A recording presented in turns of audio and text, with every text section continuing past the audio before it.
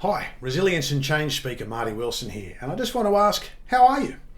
And that isn't one of those usual polite, yeah, how are you, where I don't really mean it. I mean, how are you really?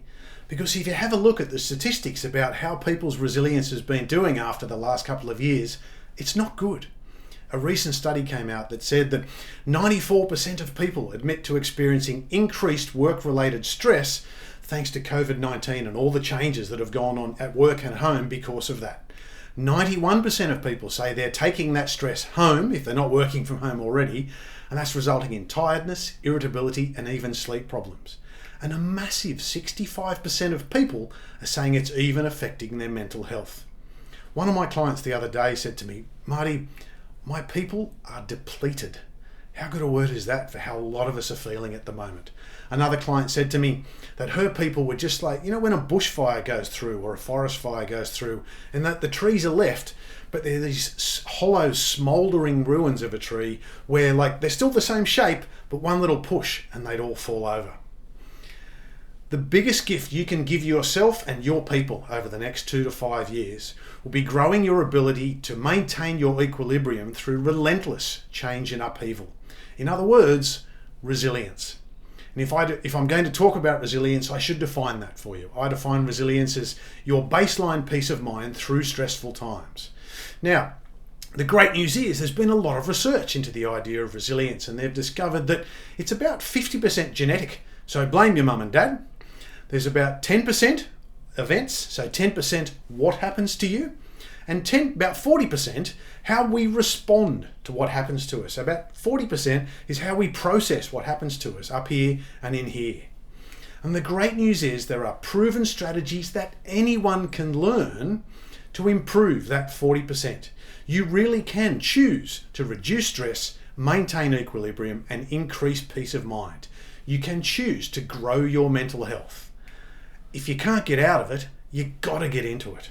But there's a couple of problems with all these wonderful bits of knowledge that we've discovered after researching into resilience. The first one is resilience is like a gym membership.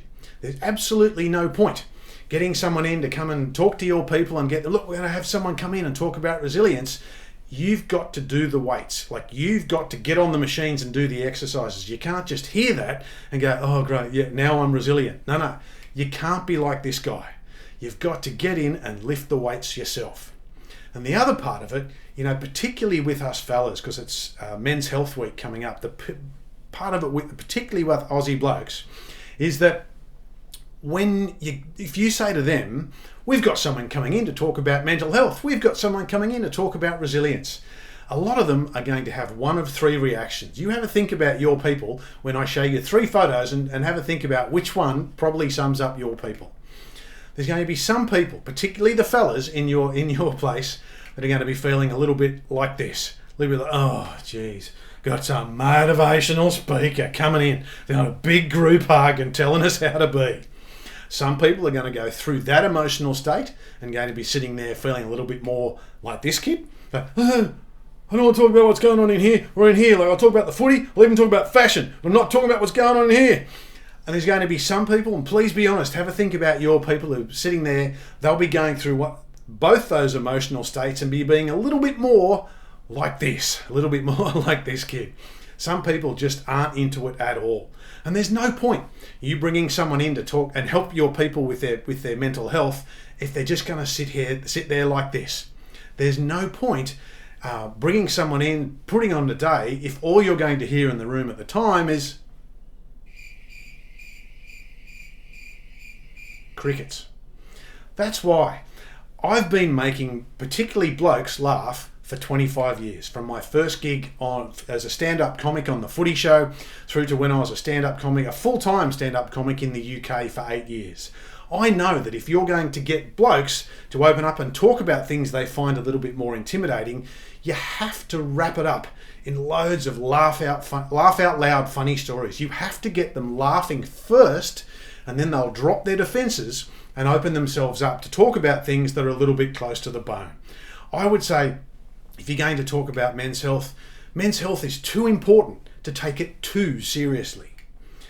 Resilience is too important to take it too seriously. Life is too important to take it too seriously. When it comes to really getting behaviour change about mental health, particularly with men, I say take funny seriously. I have an 11-step resilience program that I can bring to your people based on this book series that I've got. I've interviewed over 1,000 people from all over the globe, all different walks of life, and I've asked them how to get to the end of your days. Like, what I wish I knew, it's called. If you could go back and give your younger self one bit of advice about whatever that book is on, what would it be? And it's funny, when you ask that many people that question, they say it actually all boils down to this: do pain well. It's how you handle those times when you're dumped in the deep end and your previous life experience hasn't prepared you for who you are and who you need to be and where you need to go to move forward. If you handle those times well, the good times kind of look after themselves, don't they? So in my 11-step resilience plan, which I'd love to come in and teach to your people, I promise you I'll wrap it up in loads of funny stories, get the men to actually engage with it, and we can move them from this to this.